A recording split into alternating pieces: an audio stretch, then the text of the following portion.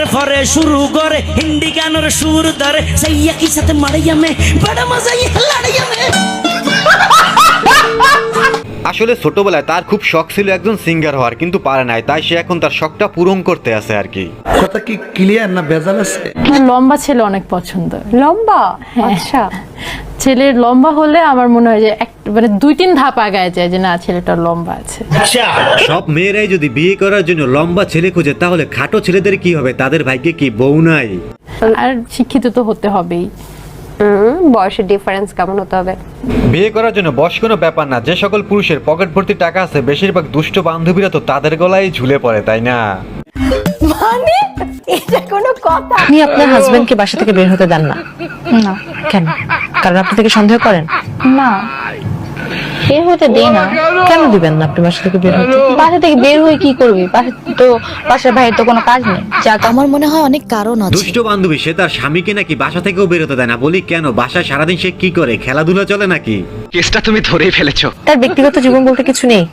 হ্যাঁ আছে। তো সেটা তো সেখানে বাইরে যে কেন বাসায় থেকে বাসার ভিতরে তার ব্যক্তিগত জীবন কিভাবে থাকে? মানে বিয়ের পর একটা ছেলে জীবন আর কি থাকা দরকার পড়ে? তার বউ আছে, বাচ্চা আছে, যথেষ্ট। তার নিজস্বতা বলতে কিছু নেই?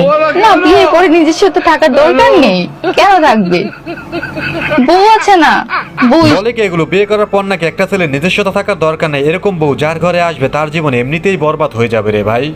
নিঃসন্দেহে তুই ঠিক কথা বলেছিস। সেই পাউডার মারছে বাজে না আটা ঠিক আছে নাকি দেখি তাদের দেখেন ঠিকঠাক মতন। স্যার একটু নামাও। আরে নামাও নাকি? আরে দেখবার দাও। আচ্ছা ঠিক আছে, আমি এদিকে দেখতেছি। দেখি মানে কি বলবো, যাই হোক। আমার বন্ধু বিয়ে করবে তাই তার বাসা থেকে তার জন্য মেয়ে দেখতে গেছে, কিন্তু এইভাবে কেউ মেয়ে দেখে রে ভাই? আর বর্তমান মেয়েদের কথা কি বলবো, যে আটা ময়দা তারা মাখে, কোনটা আসল চেহারা আর কোনটা নকল চেহারা তা বোঝা বড় দায়, তাই একটু চেক করাই যেতে পারে। আচ্ছা, পুরুষের জীবনের সবচেয়ে বড় আফসোস কি? পুরুষের জীবনে সবচেয়ে বড় আফসোসের নাম বউ। কেউ বউ ঘরে এনে আফসোস করে, কেউ অন্য আরেকজনকে ঘরণী করতে পারে না বলে আফসোস করে। কেউ ঘরে বউ এনে আফসোস করে, কেউ তার প্রিয় মানুষটিকে না পাওয়ার বেদনায় আফসোস করে। আসলে পুরুষের জীবনটাই মনে হয় আফসোসে ভরা, কি বলেন আপনারা? কথা কি ক্লিয়ার না? আচ্ছা, আপনারা কি জানেন মেয়েদের মন কেমন? না জানলে কোনো সমস্যা নাই, এই হুজুরের কাছ থেকে আমরা একটু জেনে নেই মেয়েদের মন আসলে কেমন। মেয়েদের মন আকাশে রং ধনুর মতন, মুহূর্তে মুহূর্তে রং বদলায় গিরগিটি। আহারে কি কন? কথা সত্য। ওই যে কারে ভালোবাসে ও নিজেও জানে না, মুখকে ফেনা তোলে ভালোবাসি ভালোবাসি।